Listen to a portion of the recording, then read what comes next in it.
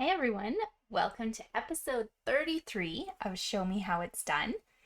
I am showing you today how to make this great little box for you to put a Twix chocolate bar inside. Now, if you're in Canada with me, we are having a heat wave this week, and so it is plus 36 up in Edmonton, Alberta here. So we're going to touch that chocolate bar as minimally as possible. So I'm going to show you how to make this adorable box.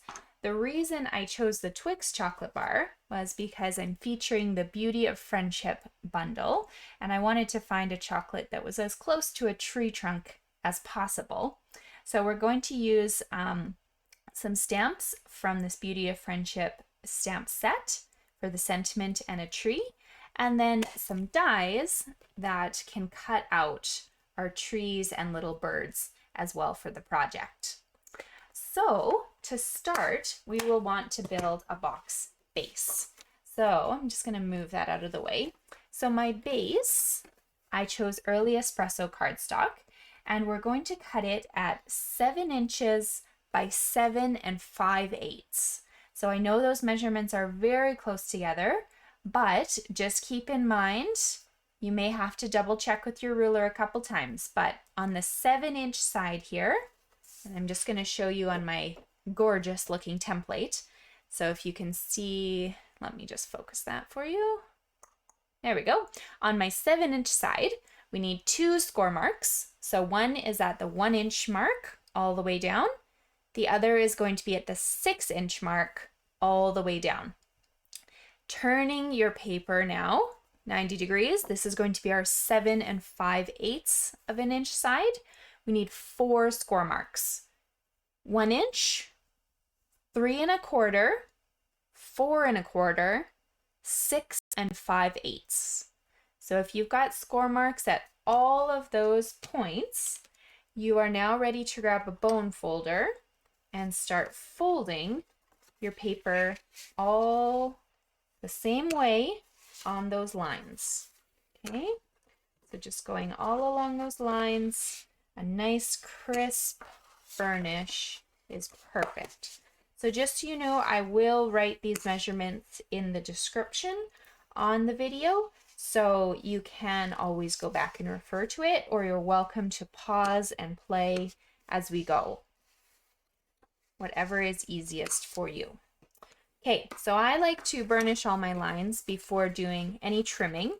And you see I have a little piece of white something that got on there, and that's okay. We're gonna end up covering up these pieces, so nobody's gonna know. Doesn't really matter.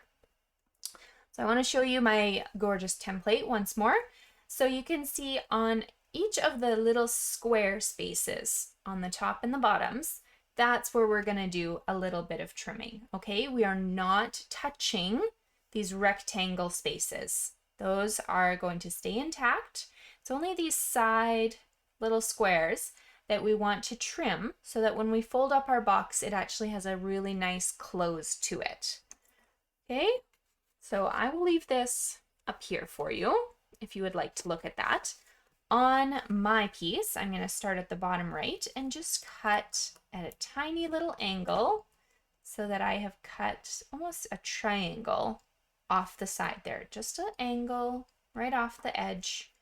And then I'm going to do the same nice little angle, and then this scored line here you can cut straight up so that what you're left with is a flap that's hanging loose. Okay, so you can see on my gorgeous little picture, that's what I was trying to show you, that I've cut away some of that triangle on the side of these pieces, and I'm just left with a little piece here. So we're going to do the same here. So I like to just cut up those score lines so that this is loose, and I can just cut a tiny little triangle off both sides, and this is once again going to give me something very easy to work with when I'm folding up my box. So continuing around the box, you're going to do the exact same thing all the way around here. And turn over. So I have nice little flaps on this side. I want nice little flaps on this side, all the way around. 1,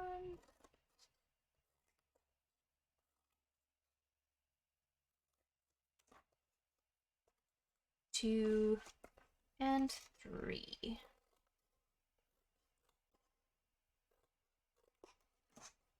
There we go. Here's my little box. So just keep in mind, we will have one of these sides that is just slightly larger than the other. And that's because when we want our box to close, we're actually putting one panel directly over top of the other. So you need it just like a fraction of an inch larger, which is why some of those measurements were so random, like that 6 5/8 at the end of our scoring, this guy here, because I actually made this section here a little bit bigger than the other one. But I'm going to show you how to easily figure out which side you need. But let's start building our box first so we can get a couple things out of our way. So we're going to put adhesive on each of those little flaps that we've just finished cutting. You can use a glue dot, you can use tape, you can use seal. I like the tape here because you can really see what I'm doing. And you can see which panels I'm actually going to start playing with first. So let me just move that out of our way. We're going to take the adhesive off the 4 corners. Do not worry about the center, just these 4 corners for the moment. Okay, so 4 corners, the ones right next to them, those rectangles, and just fold that piece right under it. Okay, like so. Fold, fold, other side as well, right under that rectangle. Okay. Now these panels that are left, these guys, they're going to be used to close up the bottom of our box, but we need to figure out which one is the bottom. So you can either grab a ruler and measure and see which space in here is just 5/8 of an inch larger, or you can start playing by folding your box in on itself. So if you end up being able to tuck this really nice and snug inside the other, that probably means that this guy is the bottom of your box, this guy is the top. If you were to fold it the opposite way, this would end up kind of getting pushed out because this measurement is just slightly larger. Okay, so I've figured out that my bottom of the box is here on the left. So now I can tuck my remaining little tabs into that section. So there's one. Take off my adhesive and just slip this in. And there's 2. Okay, so there's the bottom of my box, and the top of my box will just nicely fold right over top of it. So to decorate, let's get working here. Here's my box. And as you can see, I've decorated all the way around the perimeter, and we're going to do the same thing. So for the top of your box, let's just start with the base colors because we'll get all of those cut at the same time.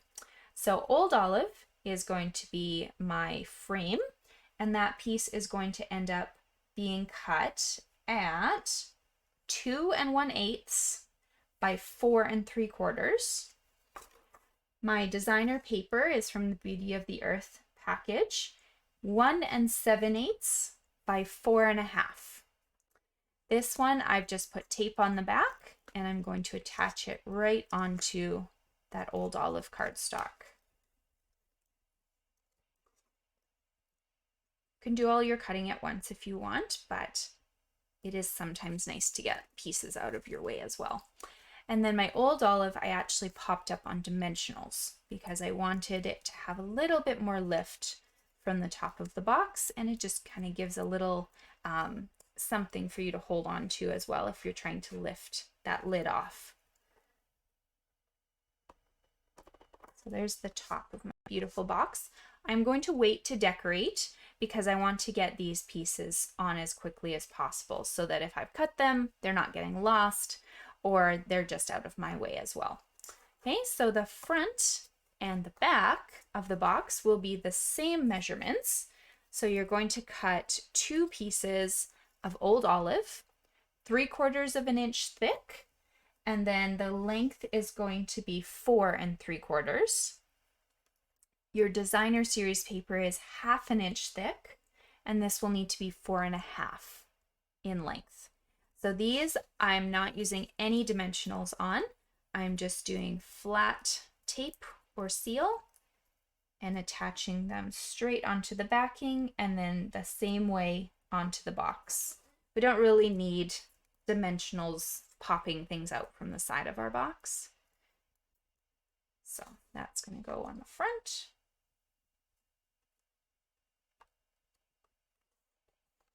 So, and this one is going to go on the back.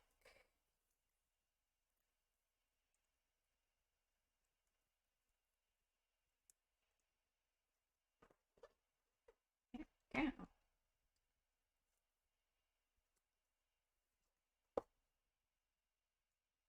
So 2 of them exactly the same, but they just give a nice little feature to your box perimeter.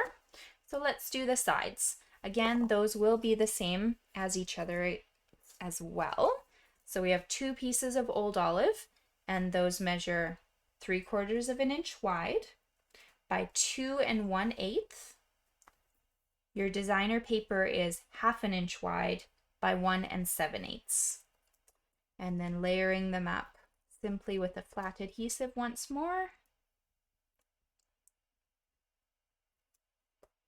Just a little trick, if you accidentally put something on crooked with your tape or seal, if you just quickly rub all over here just to kind of heat up the adhesive under it, you can end up sliding it back and forth, especially if you've got like a hot day like today.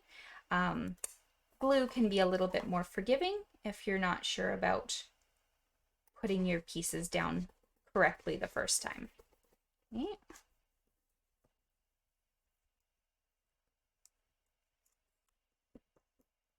I just like the strength in some of the other adhesives and the quickness. There we go. Okay, so here is my box perimeter. Looks gorgeous, but let's decorate it. So from my stamp set, here I have stamped one of these trees in old olive, and I put that on just a piece of white paper, so basic white, and cut it out with the dies. This I will pop up on some dimensionals, and I'm going to put it on the left-hand side of my box here. Doesn't have to go all the way to the left, just, you know, a little off-centered in this space, like so. Now to decorate this little tag here, it's not actually from the Beauty of Friendship bundle. So that is the only thing that's different. This is actually, you can either use one of 2 things. So there's a really cute scalloped die in the scalloped contour die set, or you can use one of the scalloped rectangles from the stitched rectangles dies. Okay, so you're using the second smallest in either case, and it doesn't really matter which one you use. They're both going to be cute. This one is the stitched rectangles, and I cut a piece of old olive just to rest on the inside of that. So this measures 1 7/8 by 7/8 of an inch, and I'm just stamping with that stamp in the set here using my early espresso ink so that it matches the paper that we've already tied into the suite here. Okay, so you truly inspire me. I am going to attach that to my tag so I don't lose it. And then before putting this onto the project, I did think it looked really cute to add a bit of linen thread in the background here. So we're actually going to grab a piece that's, you know, anywhere from 6 to 8 inches long, and I'm just wrapping it around my fingers 3 or 4 times, doesn't matter, but I want this sort of circle look for the background of my project, okay? So grabbing a piece of tape, use Scotch tape too if you need to, flip your tag over, and just rest your circle on the back here. So I'm just worrying about one side of the circle at the moment. And I want to almost push it, I guess, to make an oval in the back, because I want to make sure that some of that linen thread is hanging out both the top and the bottom of my project. And then you can grab one more piece of tape, tuck in that end there, and put that across. Now I do have one end that's kind of sticking out the top here, if you can see it, and I don't love that, so I'm just going to take my scissors and clip him. Totally depends on where your oval sits, doesn't matter. Okay, so we need some dimensionals now, because we've kind of added a lot of space using that twine. So I'm going to put some dimensionals just on the back of this to stick it out from the project a little bit more. If you're planning to have this rest beside the tree, then you'll put your dimensionals in all four corners. If you're having it rest over top of the tree, we're actually going to put dimensionals only in this middle part, because we don't want them on top of the tree. Otherwise it kind of tips up, because the trees are already on dimensionals there. So I'm just going to move these into this middle space right here. So I've still got enough to give me a nice solid platform. Take off the backings and tuck that on there. Okay, now my last little touch was a little birdie. So there's some cardinal dies in the set, and they come in a set of 2, so you could always cut out both if you wanted them, but I'm more than happy just with the one on the edge of my tag, like so. Now, hopefully my chocolate bar hasn't melted completely. We're going to open up your box. Oh, I did everything backwards. Oh well, I can fix that. Okay, so I did my box backwards here. Let me just show you, instead of having to take everything off, I just cut those dimensionals on this first layer here. Easy peasy. Put new dimensionals on this, and I can fix this lickety-split. So I don't have to take everything off my project. I don't have to cry. I will be all right. Maybe test your box before you add everything next time. Note to self, she says. Okay, so let's check. Opening the box. This way. There we go. Okay, so I want... There we go. I want my trees facing me. Just put you on top. There we go. See? I fixed it. It's beautiful. Okay, Twix bar. Oh good, you're not melted. Fits right in the middle there, and it's just a really cute treat to pass on to a friend or coworker, just as a little encouragement. And these measurements will work with any sort of color scheme or design that you want as well. So I hope that you enjoyed today's video. Just a heads up, if you watch me every week, I will be taking next week off just to spend a little bit of time with my family to start off the summer, but I will be back the week after. So I look forward to seeing you guys then. Bye!